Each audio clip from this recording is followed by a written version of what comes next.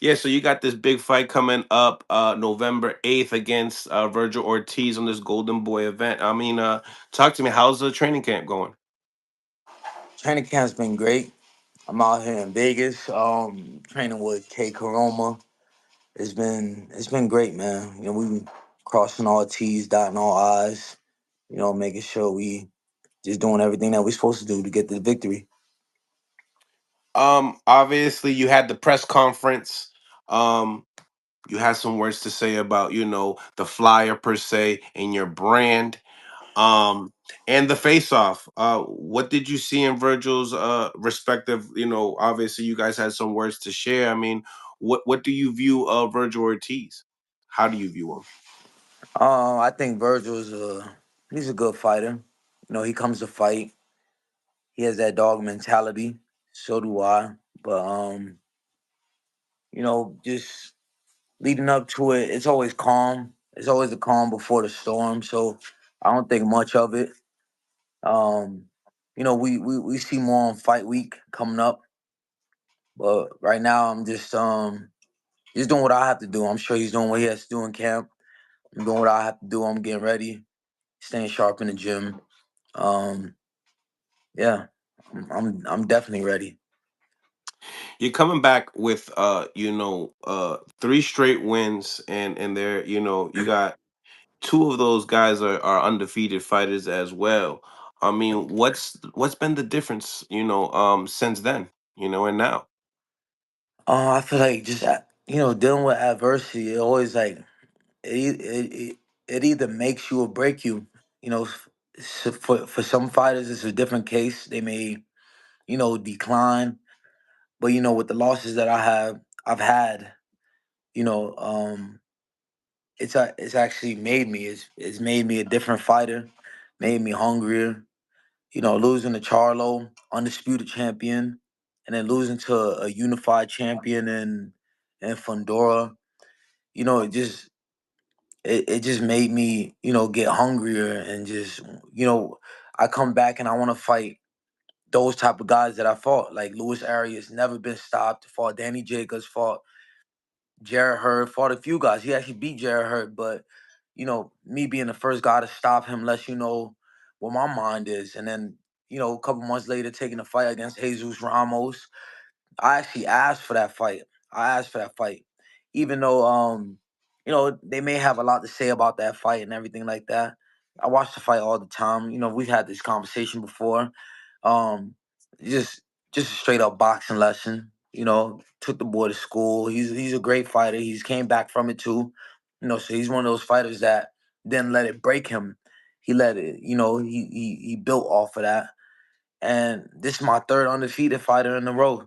I fought Audrey Holmes back in May. We stopped him in the 11th round. And now I'm fighting a guy like Virgil Ortiz. This is important for me because this is, you know, I skipped up on the IBF championship because, it just couldn't they couldn't come up with nothing with that. It was just a lot of talking, a lot of negotiating, a lot of where it was gonna land, what card it was gonna land on, and all that type of stuff. And I just, you know, when I got this offer from Golden Boy and Virgil Ortiz, it was just more like it was more laid out. You know what I mean? It was like you got the venue already, you got the money ready, you got this ready, everything was pretty much ready. So I took this fight because not just because of the money, but because I know what it does for my legacy. I'm one of those guys not just doing it for the money. I'm also doing it for legacy. And I know that the money comes with being a legend in this sport and beating the top guys and all that type of stuff. So it wasn't just for, oh, it's more money, so let me just jump on that. I'm not one of those type of fighters. I'm one of those type of fighters that, oh, it's Virgil Ortiz. Oh, okay. They want to make him in the Boost fight. Oh, okay. Like he has a WBC interim title. I know where that lands me. That lands me into a rematch with Fundora. That lands me into way bigger fights. So that's why I chose to fight. That's for the most part. That's why I chose to fight because beating somebody like Virgil Ortiz, I know he has a big following and he has Golden Boy behind him. He has the A Zone commercial behind fight. him. Yeah, it's a big fight. It's a bigger fight than the Bakram fight because Bakram, they couldn't come up with nothing. Couldn't come up with, it was too much negotiating. and he still doesn't have an opponent. He's just running through lists and he thinks that he's the boogeyman, but it's not that he's the boogeyman. He just ain't nobody really backing him like that. Try to land it on a few Turkey out of sheet cards, try to land it on, a few PBC cards, but it wouldn't play out. It wasn't playing out the way it should. And obviously the fight with Virgil Ortiz is a more lucrative payday. It's for the WBC interim title. I know where that lands me. Okay. Lands me into a Okay. rematch with Fundora, and it's way bigger money. So it's like it's a no brainer. I'm pretty sure everybody would take a fight with Virgil Ortiz. He has a big name. He's trying to make a fight with Boots. He has that on his agenda. But I feel like everybody just overlooking me, which I don't know why. I don't know why. But if you know, you know. It's one of those situations. If you know, you know. So November 8th, I want everybody to tune in live on the zone. This is a huge fight for me. This is a huge fight. This is a huge fight for Virgil too. It's more like, they got that poster and all that bullshit. It's like I'm entering his world or something, but really it's it's judgment day. This is what it is, judgment day for both of us. You know what I mean? Wow.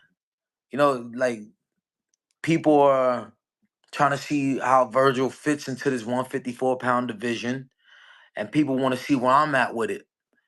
I feel like I haven't really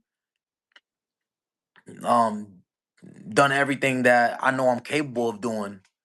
The performances when it comes to winning these world titles, and that's what keeps me so hungry, man. It keeps me grounded, keeps me working, keeps me super motivated. And yeah, like that's a crazy ass poster. Like I'm entering his world. He's the moon, and then he's like shining over me and shit like that. That's disrespectful. Whoever came up with that needs to be fired. They Mm. need And to you be expressed jailed. it. They need to go to jail for that shit. He said they need to go to jail for that. And you expressed it. You let it be known